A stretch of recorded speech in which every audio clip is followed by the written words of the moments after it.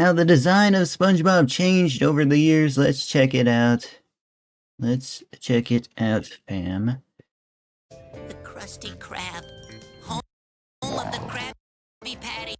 That can't be SpongeBob's voice. With a help wanted sign in the window. For years I've been dreaming of this moment. I'm gonna go in there, march straight to the manager, look him straight in the eye, lay it on the line, and Okay, it is. I can't do this! There's a term in animation I find really interesting. Flanderization. It's defined as the act of taking a single, often minor action or trait of a character within a work and exaggerating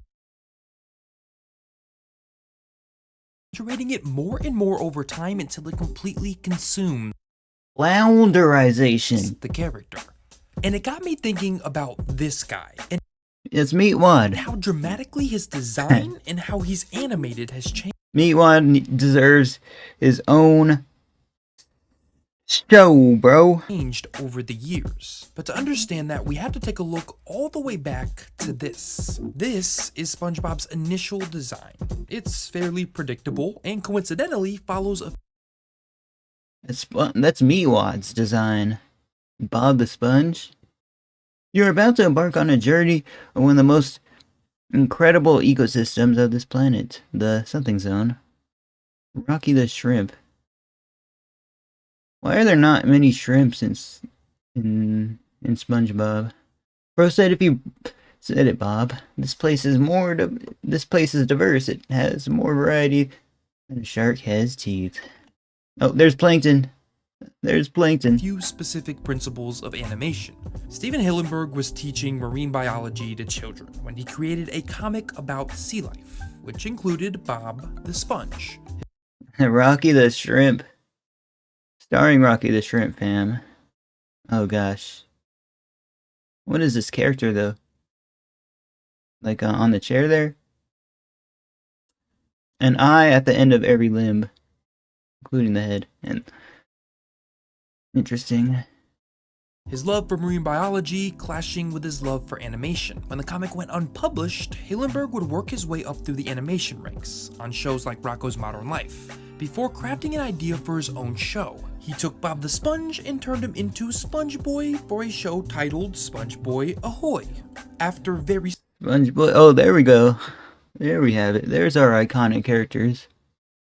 No plankton in this illustration, but smartly retitling the show thanks to a competing cleaning product of the same name, this initial version of SpongeBob was born. Today's the big day, Gary. In animation, there are a few principles that are taught to students and had held true in practice for decades. If you want to make your character cuter, make them rounder. Large teeth can be intimidating or ridiculous, so often they're saved for side characters. what? Squares, boxes, and pointer characters are reserved for villains because, well, actually science. According to the Barrow Neurological Institute, round characters, round edges are ingrained in us to be treated more fondly than those without them. SpongeBob's core design as a square with sharp square pants and circular holes could not care less about any of that. SpongeBob Okay. Yeah, my brain thinks that way. was in season 1 and in this way always You got Mario's like big round nose. has been a paradox. A wholly rectangular wavy mix of geometric nonsense. And in season 1, this was awesome. Ready! Who's ready? I'm ready! Season 1 is the only season to be animated using cell animation Sponges are living creatures. We gotta watch a video about sponges. exclusively, meaning animators and artists had to draw almost every frame of each episode by hand. It shows in SpongeBob's design this season. There's human error present. He's not always the exact same amount of square. His shape shifts. Every time you see him, you see a new version of him. He was It's so much that they're doing, right, fam? Drawing every image. Frame by frame. What do you think if that's how you make a show, do you think that reality could have been made that way? Or is that just like a little bit far-fetched? was free to be molded each and every frame. Unfortunately, the cell animation brought with it a darker look, blander backgrounds, and more expensive episodes. So, SpongeBob's design and approach would have to change. Bob the Sponge here would undergo quite a few changes in Season 2, and it's here where that flanderization I'm going to mention a few more times lays. I'm gonna coin it flounderization. Its roots. SpongeBob would switch to digital animation in Season 2. His design would become cleaner, it would lose a lot of the human error that comes with cell animation, but in totality, this design and its changes were great. And this stuff would start happening. I'm not always as confident as I look. You can thank C.H. Greenblatt for that. During this season, he became intimately involved in quite a few episodes, and it was his style that slowly molded the sheer insanity of SpongeBob's squishy expressiveness.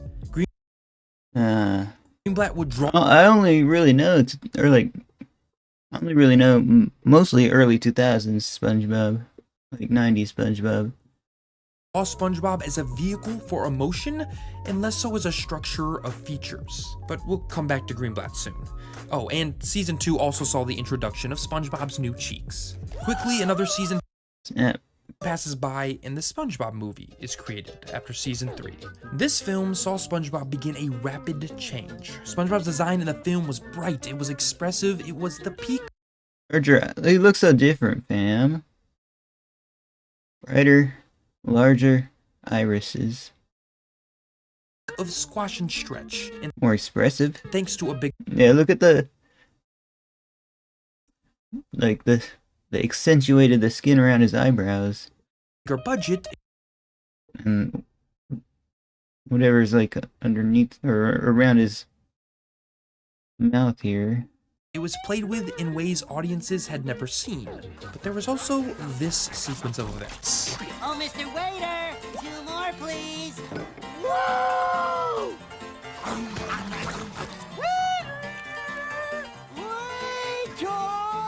Now this little piece is just conjecture, but the Goofy Goober moment was huge. It led the movie's marketing campaign, it spawned a viral song, and led merchandising in stores. But it painted growing up, when they started to break out into their song, I always felt like it was an assignment watching it. Like, just wanted to get back into the story.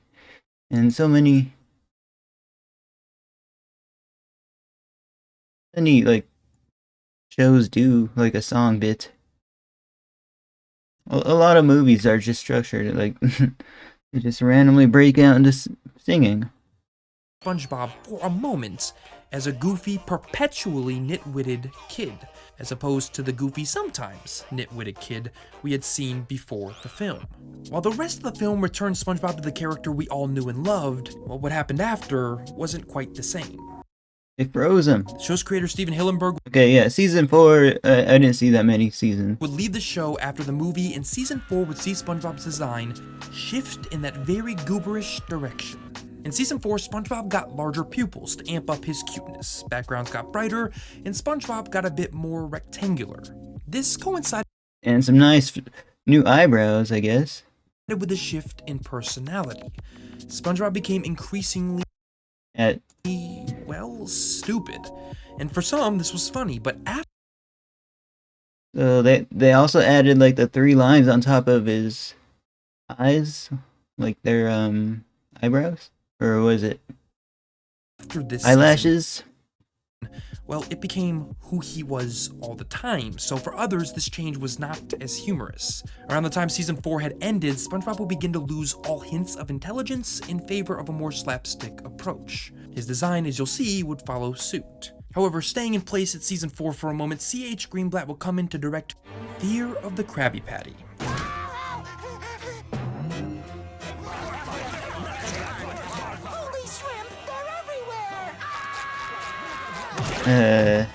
Okay, I vaguely remember this episode. A masterclass in animated expression, turning SpongeBob's design into an easel for him to paint on. And paint, Greenblatt did. But he too would leave SpongeBob's staff near the end of Season 4. Wait, what's so special about the episode? Guess we need a whole video essay about it. And with that, Season 5 of SpongeBob would see a regime change. And a design change as well. It was this season where SpongeBob went full-on digital animation, as opposed to just the inking and painting being done digitally, and the flanderization would continue.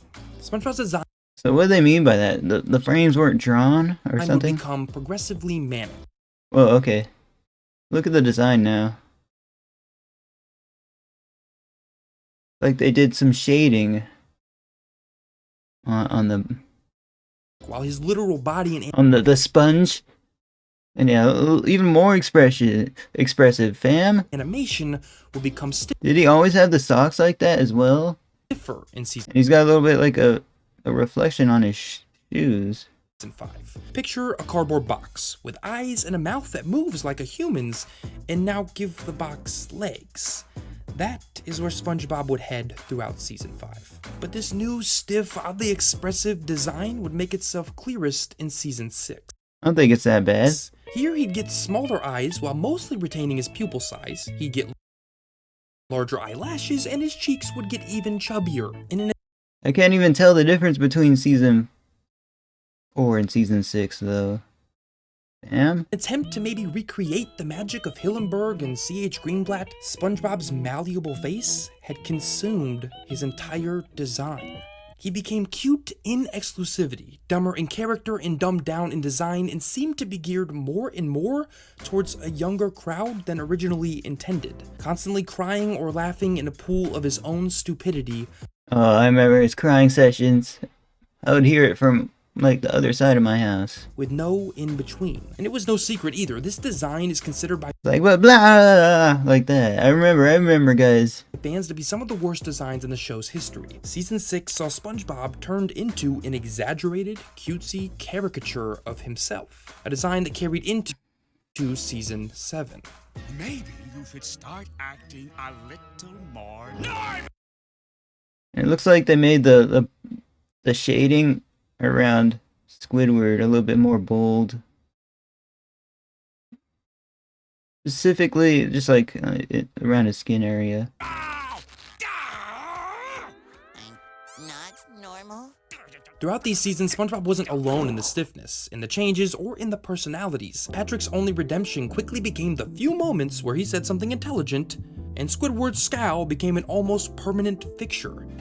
His What? ability to emote, his ability to express himself, reserved to a very few infrequent moments. Got more angry? Personality changes, fam? These seasons saw a character I gotta watch one about Family Guy, because I have not kept up for so many seasons. in both design and writing that had for some reason lost its way. SpongeBob had forgotten what SpongeBob was. The flanderization completed. I lost something once. I lost something I couldn't live without. I know I remember this scene. I don't think I've even seen the episode, but My identity. But then came SpongeBob's biggest change since, well, maybe its inception, and it was for the better. This is SpongeBob's Season 9 design, redesigned for the better after SpongeBob Sponge Out of Water.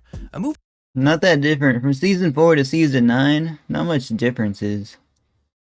Yeah, he's got like this little line. I don't remember the 3 dots there either.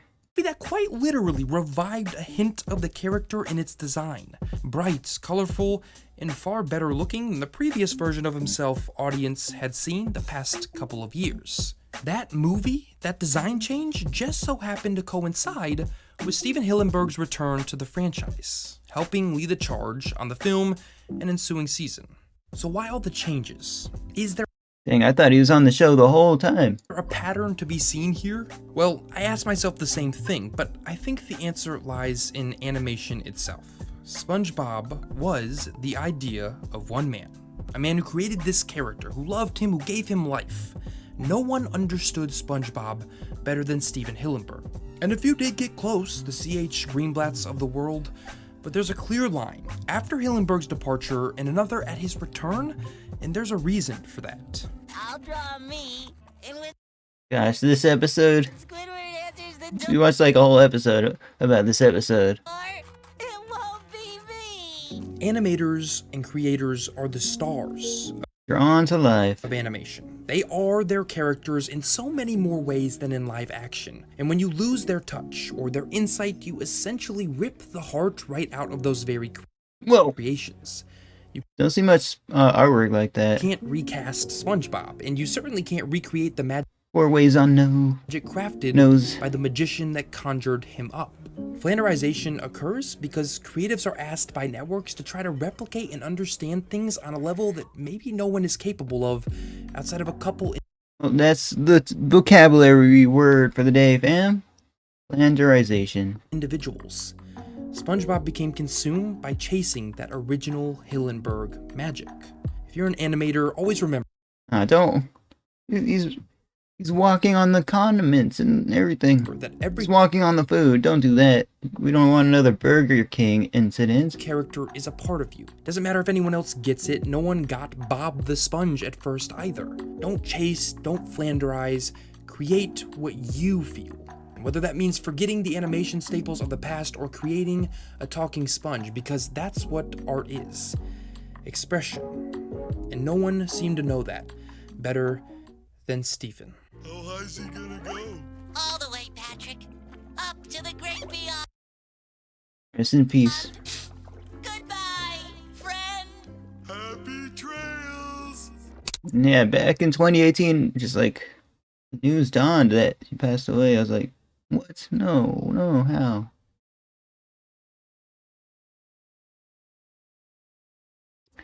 But yeah, very good video. Check out Nerd Nostalgic in the description. I will see you next one. Like, comment, subscribe, press the join button, please. Thank you for watching, Pam.